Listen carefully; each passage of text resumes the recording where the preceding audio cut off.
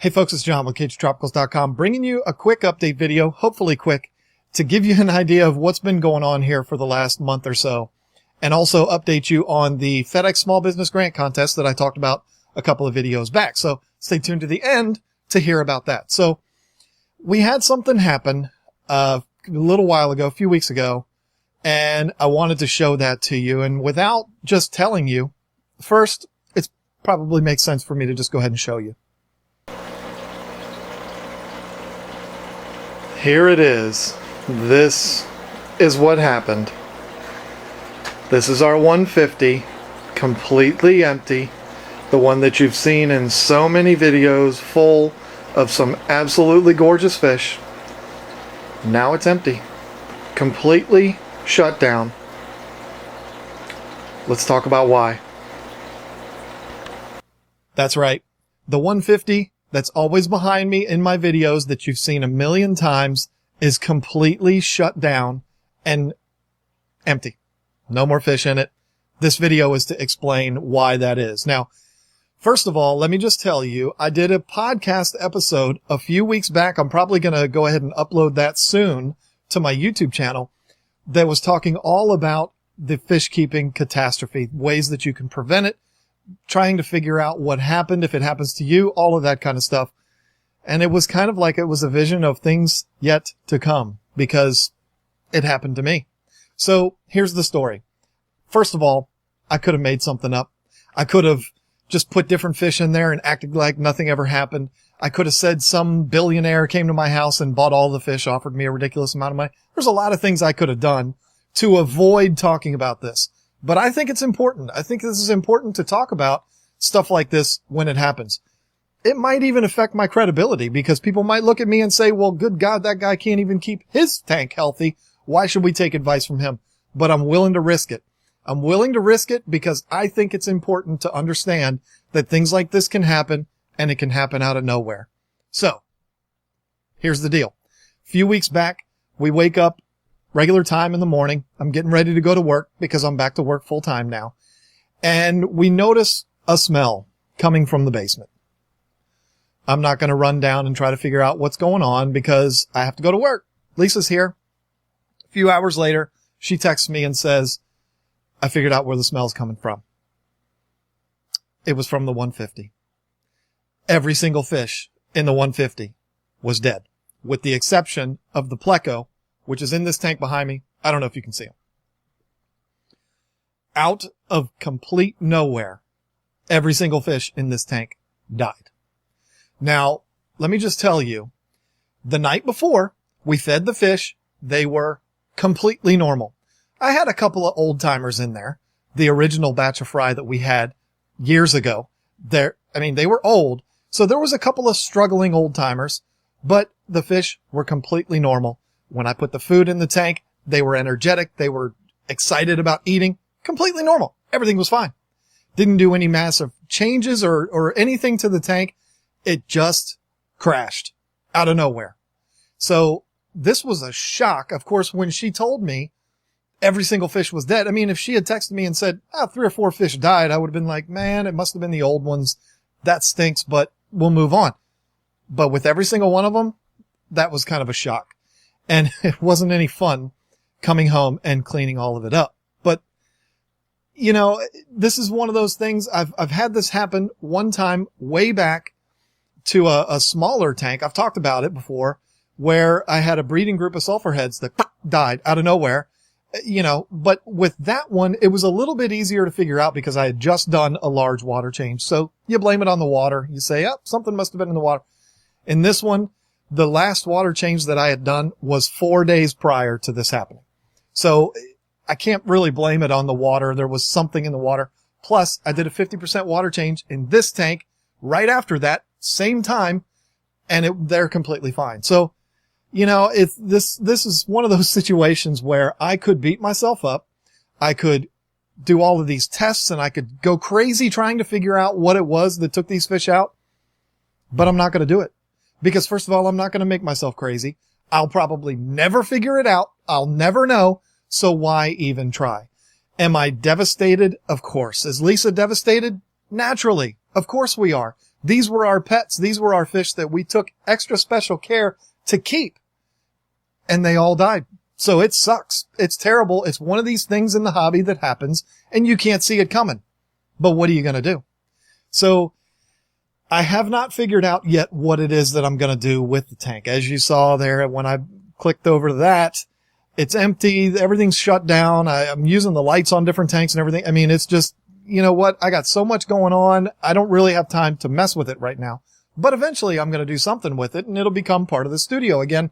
But for now, it's just going to sit there until I figure out what to do. We may move the fish that used to be in the studio tank. If you remember the 75 that I originally started out with, well, they're up in our living room now and they're getting really big. We might move them into there eventually. I don't know, but I'm not going to fool with it right now. So, you know, I could go into a lot of detail of things that it could have been. I could sit here and talk about all these crazy scenarios that could have possibly led to this, but I'm not going to do it because the bottom line is we're never going to know what happened to this. So now let me just say this real quick because people are going to start putting theories in the comment section, and that's fine. If you think you have an idea of what might have done it, go right ahead. But the first thing that's first, no, I did not just change food 2 days prior and all of a sudden they got a bad batch of food or something like that. No, the can of food that I was feeding them, I had been feeding them from that can for about the last month. So it was not the food. Like I told you before, I had done a water change about 4 days prior, 50% water change. It was 4 days before they died. So I don't think it was the water. This tank had enough filtration on it to probably filter a 500-gallon tank. I've got the sump in the back, which has been running for 5 years. I've got the Fluval FX6 and I have an Emperor 400 on there. Filtration was not a problem in this tank. So I just thought I'd put that out there before anybody starts saying, well, maybe he didn't have enough filtration. Maybe it was this, maybe it was that. Figured I would let you know what the tank had. So that's it. Nothing new got introduced to the tank except for water on Monday when I did the water change. So I'll never know what happened. It's sad. It sucks, but it is what it is. So now, like I said in the beginning, this is kind of a risk because you might watch this and say, well, shoot, I'm not taking that guy's advice. But you know what? You can do everything right and you can have everything perfect and something can still happen like this. That's what happened here. This tank was very well taken care of. I made sure this tank was spot on all the time and it still happened.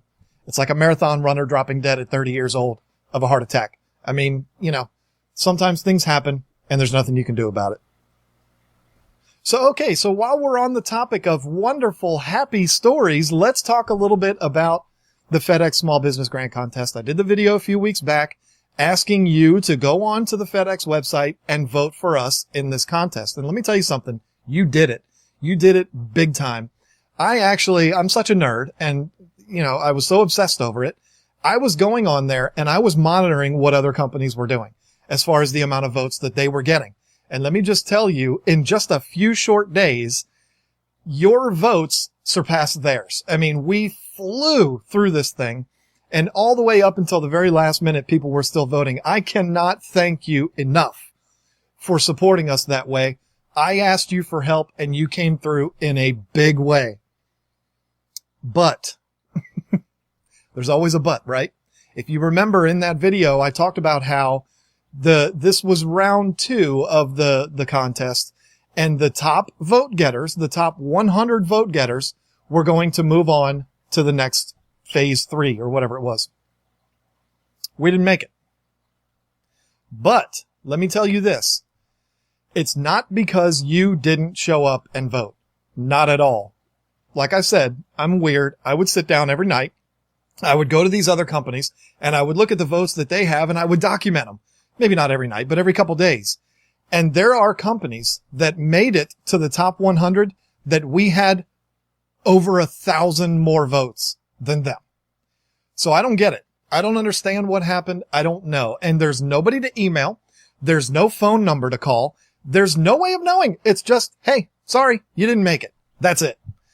Like I said, there's companies that are in the top 100 that I know we had more votes than. So I don't know what happened there. But you guys came through in a big way. There's a lot of people that emailed me or put it in the comments of that video that they're going to email or they're going to vote every single day. And I think they did, because that number kept getting bigger and bigger and bigger every day. There was one company in particular. I'm not going to tell you who that company was, but there was one company in particular that when I started following the numbers of votes, I found them on the first day, and I said, wow, we'll never catch them. We caught them in the first 4 days and passed them. And I know we had 1,000 to 1,500 more votes than them the day that the voting stopped. They're in the top 100. We're not.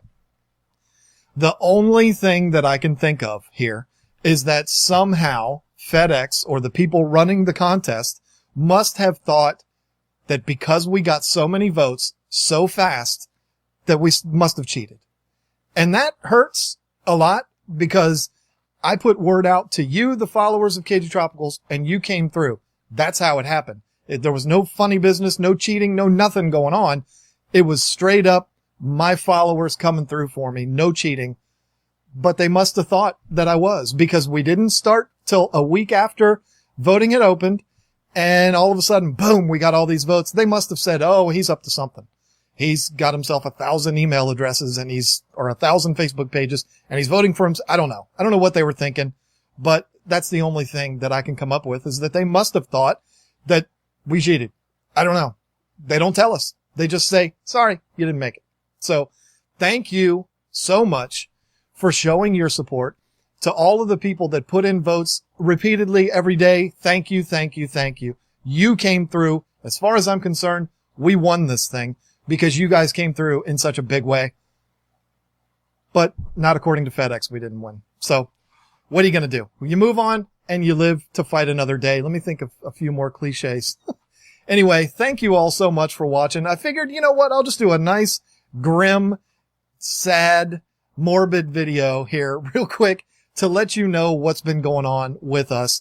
I'm going to get back on track. I promise. I'm going to be putting out a lot more content. You can expect the podcast every single Tuesday. That's a guarantee. That's going to happen.